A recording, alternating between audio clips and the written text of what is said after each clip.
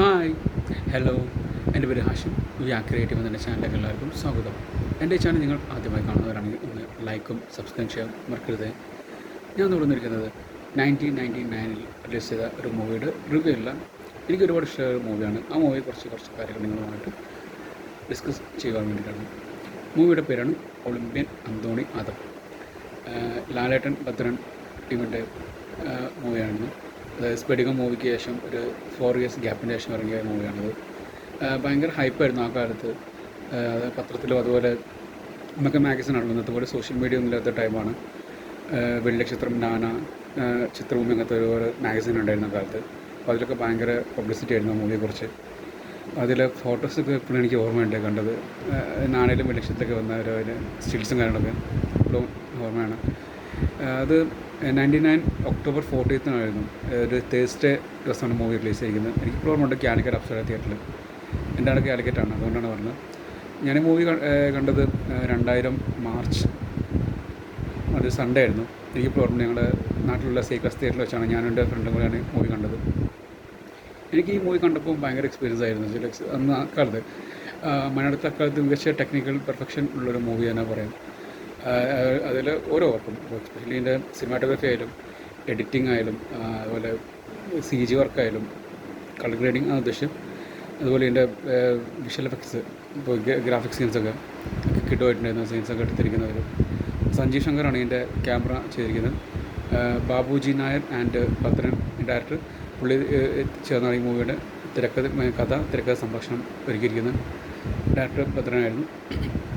പ്രണവ് ആർട്സാണ് ഈ movie produce ചെയ്തിരിക്കുന്നത്. എല്ലാവർക്കും അറിയാം, ലാലേട്ടൻ്റെ ആദ്യത്തെ ഫിലിം കമ്പനിയായിരുന്നു, പ്രൊഡക്ഷൻ കമ്പനിയായിരുന്നു. എനിക്ക് തോന്നുന്നു ഈ മൂവിക്ക് ശേഷം ആണ് പിന്നെ വാനപ്രസ്ഥത്തിന് ശേഷം പിന്നെ പുള്ളി ഈ പ്രണവ് ആർട്സ് ഡ്രോപ്പ് ചെയ്തു. പിന്നെ അതിന് ശേഷമാണ് ആശിവ സിനിമാസ് എന്ന് എല്ലാവർക്കും അറിയാം. പ്രണവ് മൂവീസിനൊക്കെ ഒരുപാട് മൂവീസ് നല്ല ഇപ്പോൾ ആ കാലത്ത് ഫ്ലോപ്പായ മൂവീസൊക്കെ ഇപ്പം TV യിലും മറ്റുള്ളതിലൊക്കെ യൂട്യൂബിലൊക്കെ വന്നിട്ട് ഭയങ്കര പോപ്പുലാരിറ്റി കിട്ടാറുണ്ട്. ഈ മൂവിക്ക് അതുപോലെ തന്നെയാണ്. എനിക്ക് ഈ മൂവി ഫസ്റ്റ് കണ്ടപ്പോൾ ഇപ്പം ഞാനിപ്പോൾ ഒരു 1 week ബാക്ക് ഈ മൂവി വീണ്ടും യൂട്യൂബിൽ കണ്ടിട്ടായിരുന്നു. അപ്പോൾ എനിക്കൊരു ഫസ്റ്റ് കണ്ടൊരു എക്സ്പീരിയൻസ് തന്നെയാണ് ഈ മൂവി തന്നിരിക്കുന്നത്. അതായത് അക്കാലത്ത് 99 ടൈമിലൊന്നും ഇതൊരു ഗ്രാഫിക്സിന് കാര്യങ്ങളൊന്നും ഇത്ര വലിയ പ്രാധാന്യമില്ലാത്ത ടൈമായിരുന്നു മലയാളത്തിൽ.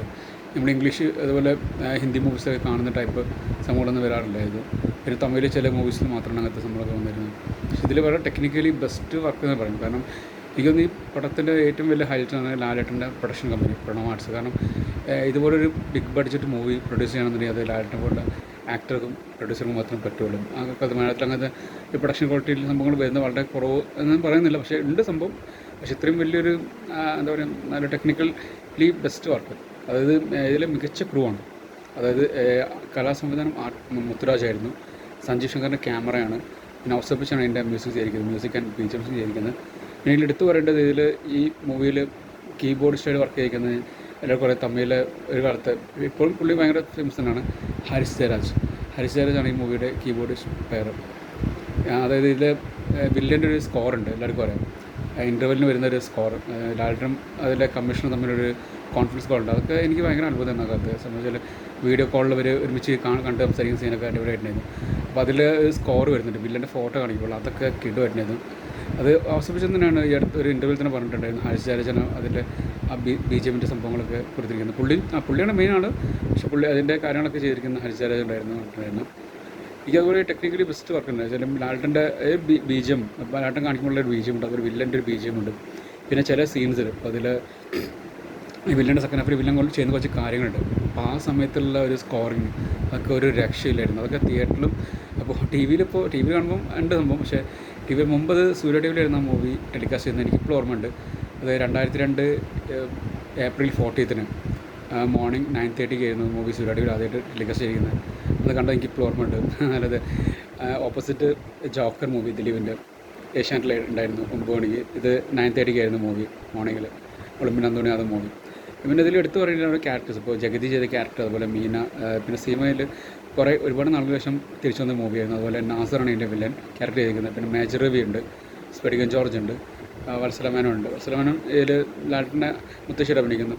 നല്ല പെർഫോമൻസ് ആയിരുന്നു എല്ലാവരും. അതിൽ ജഗതിയും വത്സലമേനും തമ്മിലുള്ള കോമ്പിനേഷൻ ഇപ്പോൾ എല്ലാവർക്കും പറയാം. TV യിൽ ഇടയ്ക്ക് ജഗതിയുടെ ഒരു കോമഡിയിൽ ഇപ്പോഴും വരാറുണ്ട്. നല്ല രസമുള്ള സീനായിരുന്നു അത്. പടായ്പ എന്ന് പറഞ്ഞിട്ടുള്ളൊരു സീൻസ് കാണലൊക്കെ ജഗതിയും മത്സരമാണ് തമ്മിലുള്ള കോമ്പിനേഷൻ സീൻസ്, അതുപോലെ ജഗതി ലാലേട്ടൻ തമ്മിലുള്ള കോമ്പിനേഷൻ സീൻസ് രക്ഷയിലായിരുന്നു. അതുപോലെ മീന മോഹൻലാലും എനിക്കൊന്ന് മീന വർണ്ണപ്പകിട്ടിന് ശേഷം രണ്ടാമത് ചെയ്ത മൂവിയെന്ന് തോന്നുന്നു എൻ്റെ ഓർമ്മയിൽ. നല്ല പെർഫോമൻസ് ആയിരുന്നു മീനയുടെ. ഭാഗ്യലക്ഷ്മി ആയിരുന്നു മീനയ്ക്ക് വേണ്ടി ഡബ് ചെയ്തിരിക്കുന്നത്. പിന്നെ എടുത്തു പറയേണ്ടത് എനിക്ക് ഓർമ്മ ഭദ്രൻ്റെ ഒട്ടുമിക്ക മൂവീസിലും ഭാഗ്യലക്ഷ്മി ആയിരുന്നു ഈ ഹീറോയിൻസിൻ്റെ വോയിസ് കൊടുക്കുകയെന്ന് പറഞ്ഞിട്ടുള്ളത്. മികച്ച ഡബ്ബിങ് തന്നെയായിരുന്നു. പക്ഷേ മീനയ്ക്ക് കറക്റ്റ് എനിക്കിപ്പോഴും ഞാൻ പറയുന്നു അത് മീനാണ് ആക്ടേഴ്സിന് മലയാളത്തിൽ ഒരു മൂവി ഡബ് ചെയ്യുമ്പോൾ അത് ഭാഗ്യലക്ഷ്മി ചെയ്തതിനെ കുറച്ചും പെർഫെക്റ്റ് ആയിട്ട് വരാറുണ്ട്. ഇപ്പോൾ ചെയ്യുന്നത് ദേവിയാണ് അധികം വോയിസ് ചെയ്യുന്നത്. പക്ഷേ മുമ്പത്തെ കാലം ഞാൻ 2000 ടൈമിലുള്ള കാലഘട്ടത്തിൽ കാര്യമാണ് പറയുന്നത്. അപ്പോൾ അതുപോലെ തന്നെ ഒരുപാട് വേറെ ക്യാരക്ടേഴ്സ് ഇതിലുണ്ട്. പിന്നെ വില്ലൻ്റെ മകളായിട്ട് പറയുന്ന ക്യാരക്ടറുണ്ട്. പിന്നെ അതിൽ വേറൊരു പയ്യനുണ്ട്, എനിക്ക് പേര് കിട്ടുന്നില്ല, ആ കുട്ടി. അതൊക്കെ നല്ല പെർഫോമൻസ് ആയിരുന്നു. എൻ്റെ ഒരു എക്സ്പീരിയൻസ് പറയുകയാണെങ്കിൽ മൂവി ഞാൻ തിയേറ്ററിൽ ഞാൻ എൻ്റെ ഫ്രണ്ടുകൾ കണ്ടിട്ട് മൂവി കണ്ട് ഇറങ്ങിയപ്പോൾ അവനക്ക് തീരെ വർക്കായില്ലായിരുന്നു. പക്ഷേ എനിക്കിപ്പോഴും ഇഷ്ടപ്പെട്ടിട്ടുണ്ടായിരുന്നു. പക്ഷെ അവൻ പറഞ്ഞ വെച്ചാൽ അതിൽ ലാലേട്ടൻ്റെ ഫസ്റ്റത്തെ ഒരു ഇൻട്രോ ഉണ്ടല്ലോ, അത് പോലീസിൻ്റെ, അത് ഫസ്റ്റ് 20 മിനിറ്റ് അടുത്തോളം ആ സീനിൽ ലാലേട്ടൻ്റെ മറ്റേ പോലീസ് യൂണിഫോമൊക്കെ വരുന്ന ഒരു ഇൻവെസ്റ്റിഗേഷൻ സംഭവങ്ങളൊക്കെ അതേ ട്രാക്കിൽ തന്നെ സംഭവം പോയിട്ടുണ്ടെങ്കിൽ സംഭവം കുറച്ചും കൂടി ഹിറ്റാവുമായിരുന്നു എന്നാണ് അവൻ്റെ ഒരു അന്നത്തെ ഒരു ഒപ്പീനിയൻ. അവൻ പറഞ്ഞാൽ പിന്നെ ഇടയ്ക്കിടയ്ക്ക് തന്നെ വളരെ പോലീസ് യൂണിഫോം ഒക്കെ വരുന്നുണ്ട് സെക്കൻഡ് ഹാഫിലൊക്കെ എല്ലാവർക്കും അറിയാം വേറൊരു സംഭവം നടന്നിട്ട്. അപ്പോൾ അതൊക്കെ ഞാൻ കഥയിൽ കേൾക്കുന്നില്ല, കഥ മൂവി കണ്ടായിരിക്കുന്നുണ്ട് അറിയാം. അപ്പോൾ ഫ്ലവേഴ്സ് ചാനലാണ് ഈ മൂവി ടെലികാസ്റ്റ് ചെയ്തുകൊണ്ടിരിക്കുന്നത്. പക്ഷേ എനിക്ക് ഇപ്പോഴും മറക്കാൻ പറ്റാത്ത സൂര്യ ടി വിയിൽ ആ മൂവി കാണുമ്പോൾ ഒരു എക്സ്പീരിയൻസ് ഇപ്പോഴും എൻ്റെ മനസ്സിലിപ്പോഴും ഉണ്ട്. സൂര്യ ടി വിയിൽ കാണുമ്പോൾ എൻ്റെ ഒരു കറക്റ്റ് ഒരു പിക്ചർ ക്വാളിറ്റി ഉള്ള സംഭവങ്ങൾ കിട്ടുന്നത് എനിക്ക് തോന്നുന്നു. പിന്നെ യൂട്യൂബിൽ മൂവി അവൈലബിൾ ആണ്, എല്ലാവർക്കും അറിയാം. അതുപോലെ തന്നെ സഞ്ജീവ് ശങ്കറിൻ്റെ ക്യാമറ എടുത്തു പറയേണ്ടതാണ്. എനിക്ക് പുള്ളിയുടെ സഞ്ജീവ് ശങ്കർ ലാലേട്ടൻ കോമ്പിനേഷനിലുള്ള ഒരുപാട് മൂവീസ് എനിക്ക് ഭയങ്കര ഇഷ്ടമാണ്. എല്ലാവർക്കും അറിയാം നരസിംഹ മൂവി, മറക്കാൻ പറ്റില്ല എല്ലാവർക്കും. നരസിംഹത്തിലെ ക്യാമറ എടുക്കുന്നത് സഞ്ജീവ് ശങ്കറാണ്. അതുപോലെ താണ്ഡവം മൂവി ലാലേട്ടനായിട്ട് വന്നിച്ചാൽ, അതുപോലെ വേറെ പല മൂവീസുണ്ട്. പ്രജയിലൊക്കെ സഞ്ജീവ് ശങ്കറാണ് ക്യാമറ ഇരിക്കുന്നത്. പിന്നെ ഇതിൻ്റെ ആക്ഷൻ കൊറിയോഗ്രാഫി ഇരിക്കുന്നത് സൂപ്പർ സുബ്രയനാണ്. എനിക്ക് ഒരുപാട് ഇഷ്ടമുള്ളൊരു ആക്ഷൻ കൊറിയോഗ്രാഫറാണ് പുള്ളി. കാരണം ലാലേട്ടനായിട്ടുള്ള മാന്ത്രിക മൂവി എല്ലാവർക്കും അറിയാം, അതിലൊക്കെ ഫൈറ്റ് ചെയ്യുന്ന പുള്ളിയാണ്. രക്ഷയില്ല. ഇതിലും അതുപോലെ തന്നെയാണ്. ഇതിലും ടോട്ടൽ 3 ഫൈറ്റാണുള്ളത് തോന്നുന്നു. 3 ഫൈറ്റും നല്ല കിഡുമായിട്ട് തന്നെ എക്സിക്യൂട്ട് ചെയ്തിട്ടുണ്ട്. എടുത്തു പറയേണ്ടതിൽ മോഹൻലാലിൻ്റെ എൻട്രി ഫൈറ്റും അതുപോലെ ക്ലൈമാക്സിലെ ഫൈറ്റും അയ്യോ വേറെ ലെവലിൽ സാധനമായിരുന്നു. ആ സമയത്തുള്ളൊരു ബീജും കാര്യങ്ങളൊക്കെ ഉണ്ട്, പിന്നെ കിഡുമായിട്ടുണ്ടായിരുന്നു. അത് ഔസഫ് ബച്ചൻ എനിക്ക് തോന്നുന്നു മലയാളത്തിലെ മികച്ചൊരു എൻ്റെ ഒരു എന്താ ബാക്ക്ഗ്രൗണ്ട് സ്കോറാണ് പുള്ളി. മലയാളത്തിൽ ഒരുപാട് നല്ല നല്ല സാധനങ്ങൾ ചെയ്തിട്ടുണ്ട്. അപ്പോൾ റൊമാൻറ്റിക് മൂവീസിൻ്റെ ഒരു സ്കോറിൽ ഇപ്പോൾ ഉദാഹരണം പറയുകയാണെങ്കിൽ ഇപ്പം ബോഡിഗാർഡ് മൂവി എനിക്ക് ഒരുപാട് ഇഷ്ടപ്പെട്ട മൂവിയാണ്. ഞാനും പലപ്പോഴായി തിയേറ്ററിൽ കണ്ട മൂവിയാണത് ആ കാലത്ത്. അപ്പോൾ അതിലൊക്കെ സ്കോർ റൊമാൻറ്റിക് സീൻസ്, അപ്പോൾ ഇതിലും വില്ലൻ്റെ സ്കോറായാലും പിന്നെ അതിനുശേഷമുള്ള ഈ കുറേ സീൻസ് പടത്തിലുണ്ട്. വില്ലൻ്റെ കുറേ കാര്യങ്ങൾ ചെയ്യുമ്പോഴുള്ള സ്കോറും കാര്യങ്ങളൊക്കെ ഉണ്ട്, അതൊക്കെ അടിപൊളിയായിട്ടുണ്ടായിരുന്നു. അതുപോലെ ലാലേട്ടൻ്റെ ഒരു എൻട്രി, പിന്നെ ജഗതിക്ക് വേണ്ടി കൊടുത്തൊരു സ്കോർ, ഔസഫ് ചെയ്ത സ്കോർ, അതൊക്കെ അടിപൊളിയായിട്ടുണ്ടായിരുന്നു.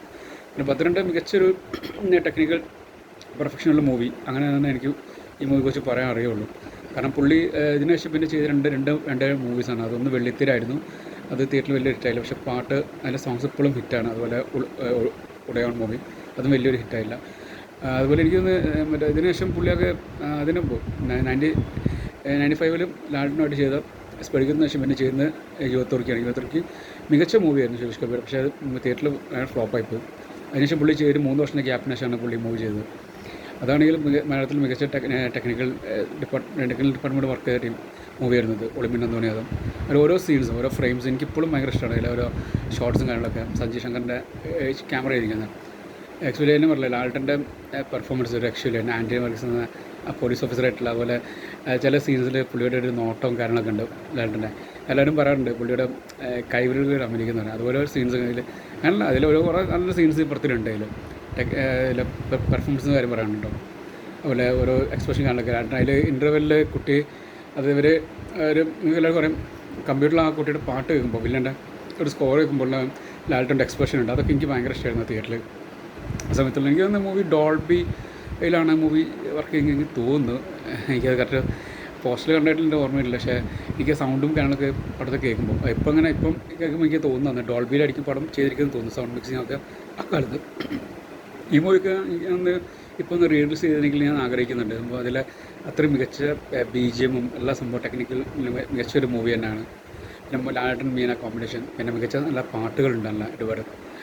എനിക്ക് ഒരുപാട് ഇഷ്ടപ്പെട്ട നീല പൈതൽ എന്ന സോങ്, അതുപോലെ ശിവകുമാറും ലാലേട്ടനുമായിട്ടുള്ള പാട്ടുണ്ടായിരുന്നു, അതൊക്കെ അടിപൊളിയായിട്ടുണ്ടായിരുന്നു. അപ്പോൾ ഇത്രയൊക്കെയാണ് മൂവിയെക്കുറിച്ച് എനിക്ക് പറയാനുള്ളത്. അപ്പോൾ നിങ്ങൾ ഈ മൂവി കണ്ടവരാണെങ്കിൽ നിങ്ങളുടെ അക്കാലത്തെ അതുപോലെ ഇപ്പോഴത്തെ എക്സ്പീരിയൻസ് നിങ്ങൾ ഷെയർ ചെയ്യുക. അപ്പോൾ ഈ വീഡിയോ ഇഷ്ടമായാൽ നിങ്ങൾ ലൈക്ക് അടിക്കുക, ഇഷ്ടപ്പെട്ടില്ലെങ്കിൽ എന്താണ് കാരണമെന്ന് നിങ്ങൾ കമൻറ്റായിട്ട് രേഖപ്പെടുത്തുക. അപ്പോൾ എല്ലാവർക്കും ശുഭദിനം. ബൈ.